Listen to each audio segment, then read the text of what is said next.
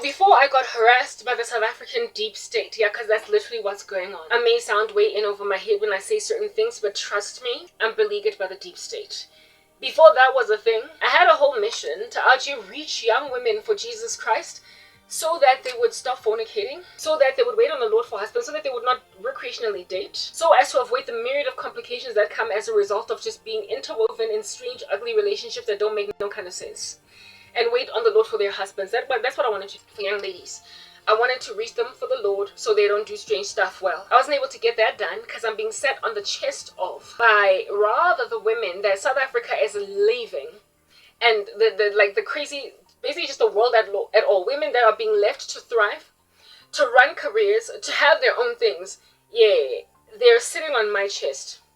And I wanted to warn young women to avoid dating for this very reason that I'm now entered into. Listen, I only learned these things, of course, later on, once I was harassed and beleaguered by crazy cult leaders. But what is imperative to understand is that I was onto something to say avoid recreational dating, because there is now apparently an occult strategy to derail women and make them comprehensive whores, starting nowhere but with just a kiss. There is a satanic ritual doing its rounds where it is that all it takes to bring a woman to her knees and to put her in your bed is to just kiss her.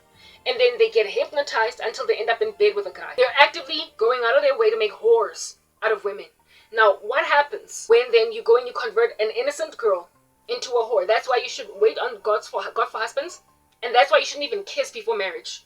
That's why you should only say, I do. You should only kiss after saying I do. When the preacher says you can now kiss your wife, husband, at the altar. And now, in 2025, it appears so very important to not even kiss before marriage for that reason. But what I was talking about earlier is that they're busy making women whores, and this is why they need to make them whores. This is why they need to make them sleep around all over the show. It is because once a woman gets converted into a whore, once she is made a whore, once a woman has slept with all of Johannesburg, Mamela, she makes for an easy vessel of trafficking for other women. Once you make a woman a whore, she will easily insist on making other women whores, because misery loves company. She doesn't want to be the only one. So she helps men like these. And men know that they can't get to us without women.